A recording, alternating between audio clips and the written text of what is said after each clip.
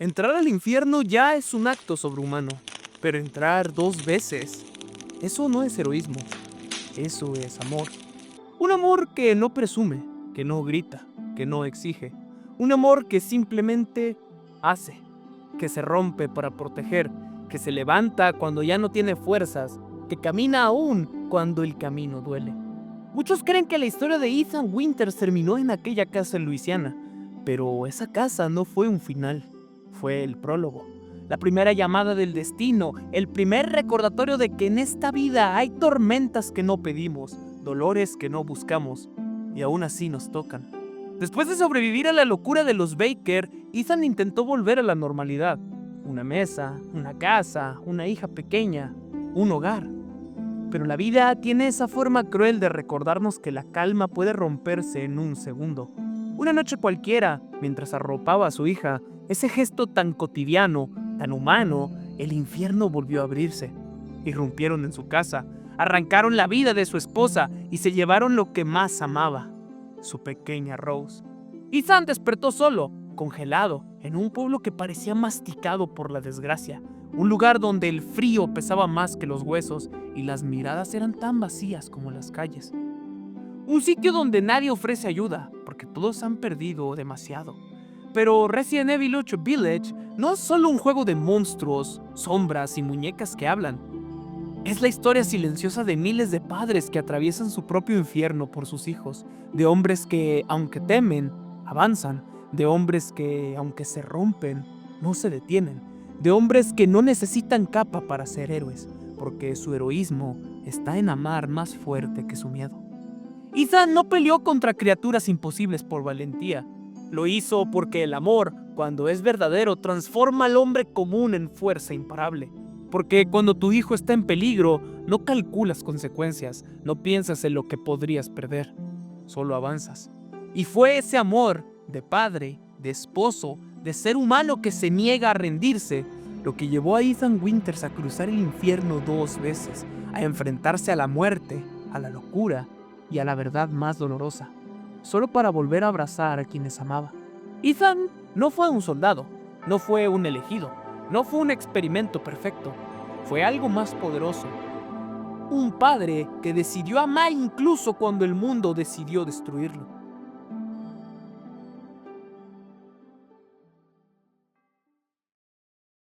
La historia comienza en un hogar que, por fin, parecía haber encontrado la calma. Ethan y Mia, después de atravesar el infierno en Luisiana, habían logrado algo que pocos logran tras tanto dolor: construir una familia. Rose, su hija, dormía entre los brazos de un par de padres que todavía estaban aprendiendo a respirar sin miedo. Mia le contaba un cuento extraño, un libro lleno de monstruos y criaturas que parecían sacadas de sus peores recuerdos. Ethan la interrumpe suavemente, le dice que esos no son cuentos para una bebé, porque Ethan todavía quiere creer que puede salvar a Rose de ese mundo oscuro del que ellos apenas escaparon. Mia le responde que ya es hora de dormir. Él toma a su hija en brazos, la acuesta en su cuna y le susurra una frase que parece un amuleto. Tranquila, Rose.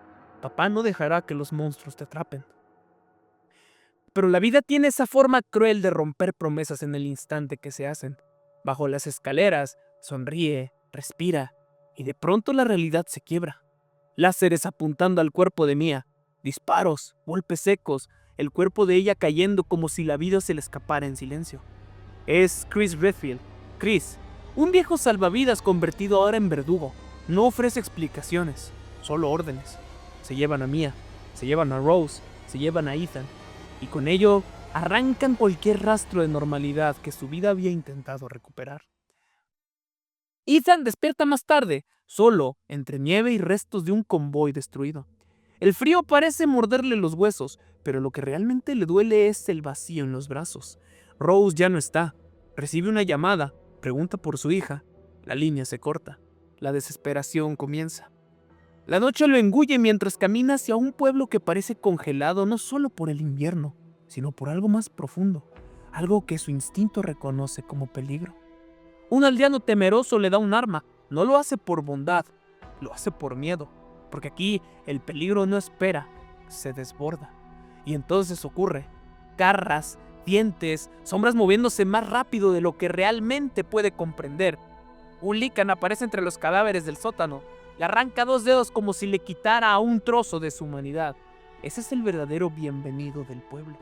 Ethan sobrevive a esa primera ola, y justo cuando parece que su historia termina ahí, los monstruos se retiran, como si respondieran a un llamado, a una voz. Una bruja se cruza en su camino, no ofrece ayuda, solo enigmas y advertencias. Es el tipo de figura que multiplica preguntas en lugar de dar respuestas. Tras intentar salvar a unos sobrevivientes, Ethan llega finalmente a las puertas del castillo, y ahí, como si el destino se burlara de él una vez más, aparece Heisenberg, lo captura, lo arrastra y lo entrega. Ethan despierta frente a una escena que parece sacada de un ritual antiguo. Los 4 hijos de Madre Miranda reunidos. Lady Dimitrescu, imponente como un linaje maldito. Donna Beneviento, silenciosa, cubierta de duelo. Moreau, deformado por la vergüenza. Heisenberg, rebelde, cansado de un destino que no pidió. Una familia rota, retorcida, construida a la fuerza. Un retrato perfecto del amor torcido de Miranda. Y aquí es donde comienza el verdadero análisis. Para entender a los llamados hijos de Madre Miranda, primero hay que comprender la herida que los creó, porque ningún monstruo nace solo del experimento, nace también del dolor que lo inspira.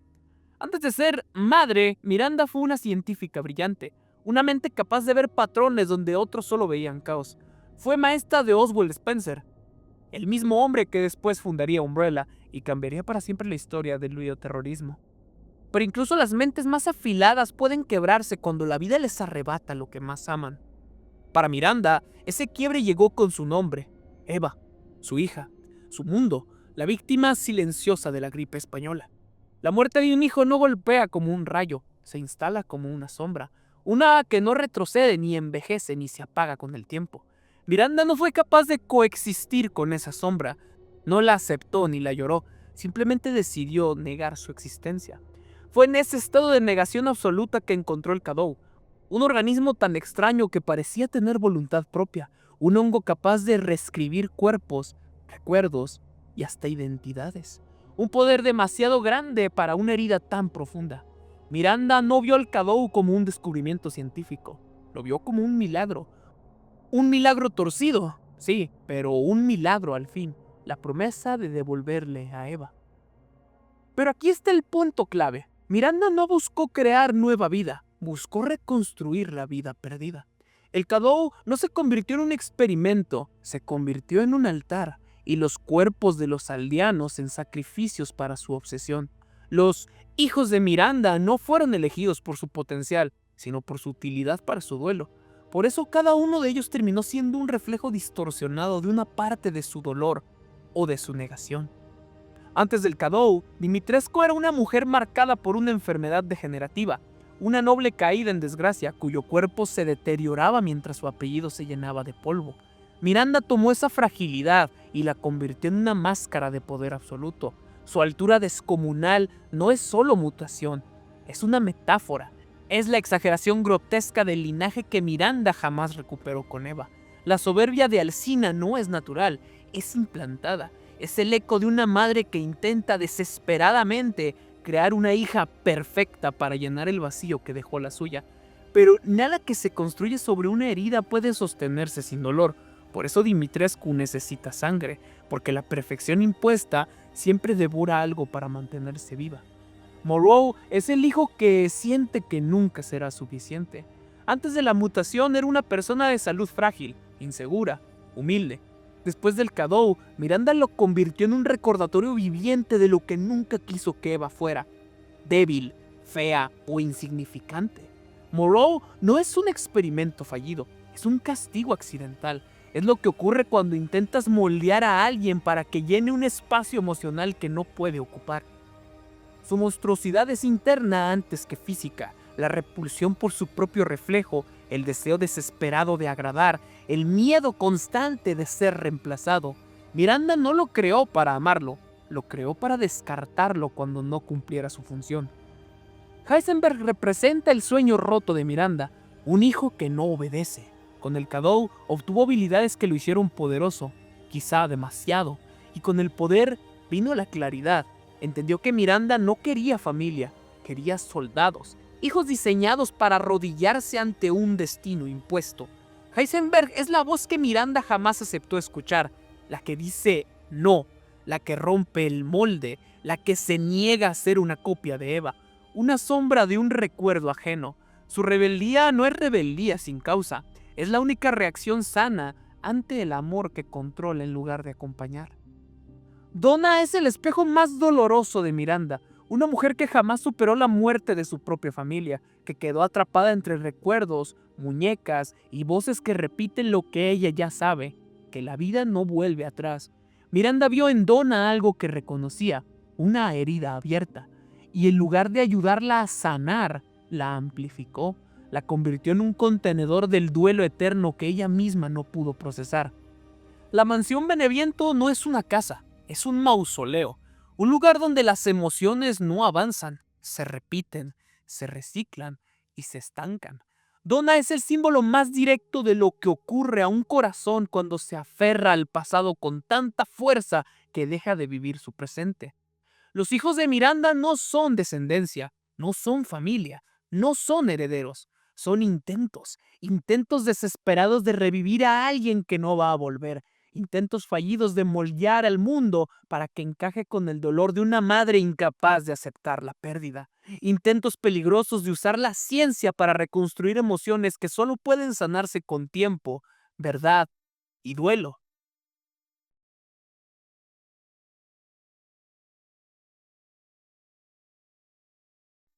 Mientras más intentaba Miranda crear a Eva, más destruía a quienes utilizaba como sus sustitutos. Y esa es la clave del análisis. Cuando intentas rehacer el pasado, destruyes el presente. Cuando intentas inventar hijos, anulas identidades. Y cuando usas el amor para poseer, lo transformas en tiranía.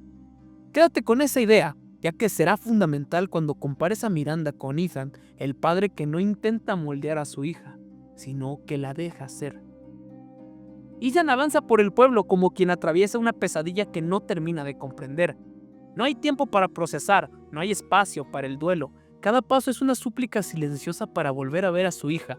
Pero el pueblo, ese escenario congelado entre la muerte y el mito, le exige pagar peaje en forma de monstruos, de preguntas sin respuesta y de certezas desgarradas. Tras escapar de la emboscada de los Lycans, Ethan llega al castillo Dimitrescu, un monumento a la decadencia, a la aristocracia deformada por la obsesión.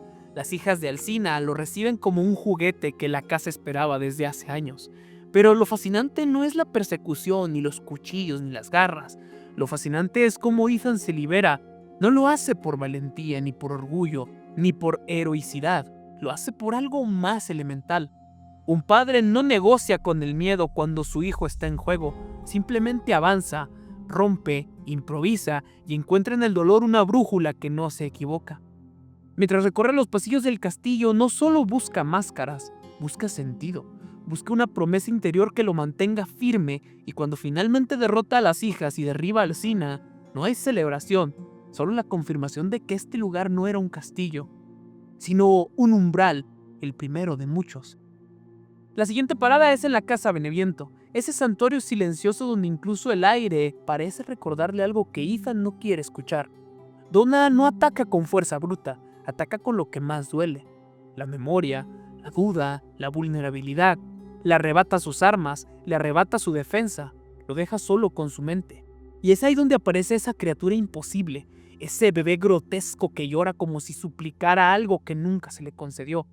Pero Ethan no se derrumba, no porque tenga nervios de acero, sino porque el amor, cuando es profundo, convierte incluso la impotencia en un paso hacia adelante. No huye, se mueve, no tiembla, respira. Y en ese movimiento, en ese acto de seguir, derrota no solo a Donna, sino a una parte de sí mismo, la parte que temía no ser suficiente para proteger a Rose. No hay descanso, no hay consuelo, solo un nuevo camino. Moreau, más que un monstruo, es un recordatorio de lo que ocurre cuando la dignidad se sacrifica en nombre de la esperanza. Moreau es la representación de la necesidad desesperada de ser amado por una figura que nunca lo vio como un hijo, y ese amor no correspondido lo convirtió en una criatura rota. Ethan lo enfrenta, y aunque la batalla es física, lo que realmente sucede es un choque entre dos hombres que han amado desde lugares distintos. Ethan desde la entrega y Moreau desde la carencia. Después de la tormenta, Ethan se topa con Chris, Y aquí el mundo parece detenerse. Por un segundo, Ethan siente que podría recibir un pedazo de la verdad que tanto le han arrebatado, pero Chris calla, no porque no quiera hablar, sino porque sabe que las verdades difíciles también pueden destruir. Aún así, el silencio duele, y ese dolor empuja a Ethan una vez más hacia adelante. Entonces aparece Heisenberg, el artesano del acero, el rebelde que jamás aceptó el destino impuesto por Miranda. Le ofrece un pacto, unirse para destruirla, pero el costo es innegociable. Heisenberg quiere usar a Rose como arma, y en ese instante, Ethan muestra aquello que lo diferencia de todos los seres que habitan este infierno. Él no ve a su hija como un experimento, como un recurso, como un fragmento de poder. La ve como un ser humano, como su niña. Ese no es una respuesta, es un manifiesto. Heisenberg lo manda a su fábrica, un laberinto donde la carne y el metal se mezclan en una danza grotesca. Ethan cae, se levanta, cae de nuevo, pero no es el tipo de caída que destruye, es el tipo de caída que reafirma el propósito. Y cuando Chris por fin aparece con la verdad completa, Miranda, suplantación, infiltración, error y culpa, Ethan no lo recrimina, no tiene tiempo para odiar. Su amor es más urgente que cualquier rencor. Entonces viene la última batalla, la más grande, la más brutal. Y antes de poder asimilarla, Miranda aparece, con la frialdad de quien nunca aprendió a amar, hunde su mano en el pecho de Ethan y arranca su corazón como si fuera un trofeo. Es porque, incluso en ese último instante, sigue intentando aferrarse a la imagen de su hija, porque el amor, el verdadero, no muere en el corazón, trasciende incluso cuando el corazón ya no está. Cuando Ethan cae, cuando la muerte lo reclama por segunda vez, el mundo no se apaga. En lugar de eso se enciende un espacio extraño, hecho de memoria rota y voces que regresan desde el fondo de su historia.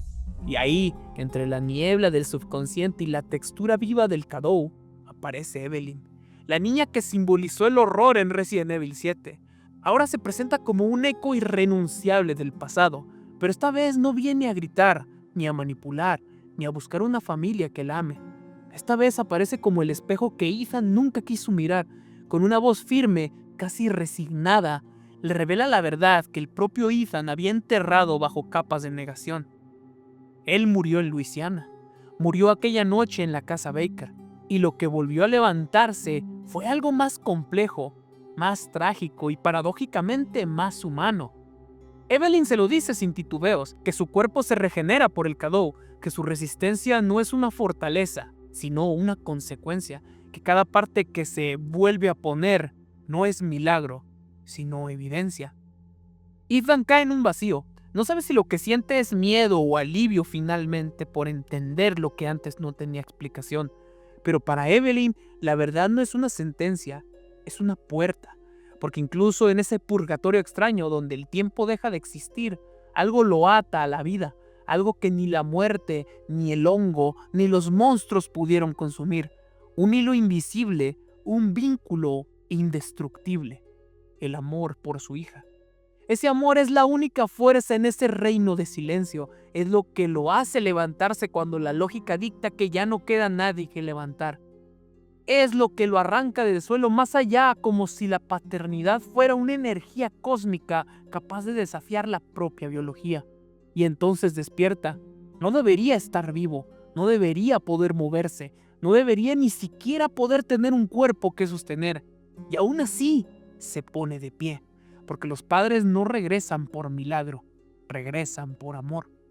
Cuando Ethan reaparece ante Miranda, no viene como un guerrero buscando victoria, viene como un padre reclamando a su hija, y Miranda lo sabe, lo teme, porque ella siempre buscó en otros la versión reconstruida de su niña perdida, porque su maternidad nació del vacío, no del vínculo, porque creó hijos sin escucharlos, sin verlos y sin aceptarlos.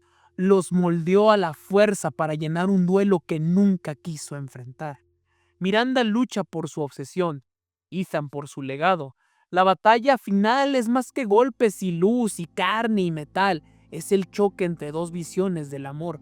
El amor que controla, impone, suplanta, exige. El amor enfermo que tuvo Miranda. Y el amor que protege, libera y reconoce. El amor humano que sostiene a Ethan. Y ese contraste define el final. Ethan vence, pero su victoria tiene un precio que él ya sabía antes de levantarse. Cada segundo que pasa, el Shadow lo devora. Su cuerpo se deshace como si la vida misma lo estuviera devolviendo al lugar donde debería haber descansado mucho tiempo atrás. Chris llega tarde para salvarlo, pero temprano para verlo decidir. Ethan no ruega por una cura, no espera una salida alternativa. Solo le entrega una última responsabilidad: cuidar de Rose, enseñarla a ser fuerte, darle el amor que él no podrá darle más. Un padre no se despide, un padre deja semillas, y Ethan deja la suya.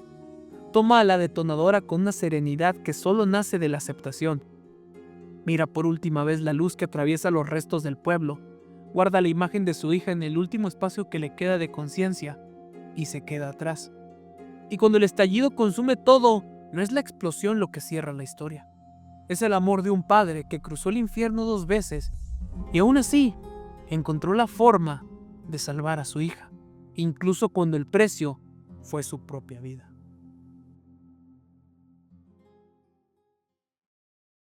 Hay algo profundamente humano en la dinámica familiar que se esconde detrás de Resident Evil Village. Algo que va más allá del terror, más allá de los monstruos y las mutaciones. Es un espejo, distorsionado, pero un espejo al fin, de la forma en que los padres moldean, lastiman o sanan la vida de sus hijos. De un lado está Ethan, un padre sencillo, imperfecto, asustado, pero profundamente amoroso. Un hombre que nunca pidió ser héroe, pero que aún así eligió serlo cada vez que su hija estuvo en peligro. Su amor no es grandilocuente, es paciente, silencioso y protector. Es el tipo de amor que no necesita imponer nada porque confía en que Rose será lo que tenga que ser, no lo que él quiere que sea. Confía en que su tarea como padre no es crear una versión idealizada de ella, sino acompañarla mientras se encuentra la suya.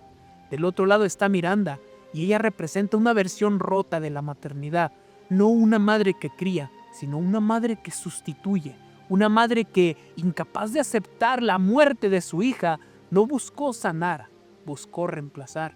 Y en ese intento de llenar su vacío, creó hijos que no eran hijos, sino reflejos aberrantes de lo que ella deseaba. No buscaba amarlos, buscaba utilizarlos. No buscaba guiarlos, buscaba dominarlos. Los 4 señores no son villanos, son los fragmentos emocionales de Miranda, personificados. Alcina es la soberbia hecha carne, Donna es el duelo petrificado, Moreau es el autodesprecio, y Heisenberg es la rebelión inevitable. Ellos no son solo monstruos, son síntomas, son los efectos secundarios del amor mal entendido, porque cuando un padre quiere convertir a su hijo en su proyecto, deja de verlo como un hijo. Porque cuando un padre impone estándares que no surgen del amor, sino del miedo, del ego, empieza a perderlo. Porque cuando un padre busca encontrarse a sí mismo en su hijo, lo borra. Ethan es la antítesis de todo eso. Él no quiere duplicarse en Rose, no quiere que cumpla sueños que no son suyos, no quiere que sea fuerte por él ni perfecta para él. Quiere algo más simple y más valioso, que sea ella misma, que crezca, que viva, que encuentre su camino sin que la sombra de su padre la persiga. Y por eso es tan poderoso su contraste con Miranda, porque mientras ella quiso que sus hijos llenaran su vacío, Ethan quiso llenar a su hija de amor. Y ahí está la lección. No necesitas eliminar monstruos para ser un buen padre. No necesitas sobrevivir a un infierno para demostrar tu cariño. Solo necesitas renunciar a la obsesión de controlar quién será tu hijo y empezar a abrazar quien ya es. Lo que define a un padre no es lo que construye con sus manos, sino lo que sostiene con su corazón.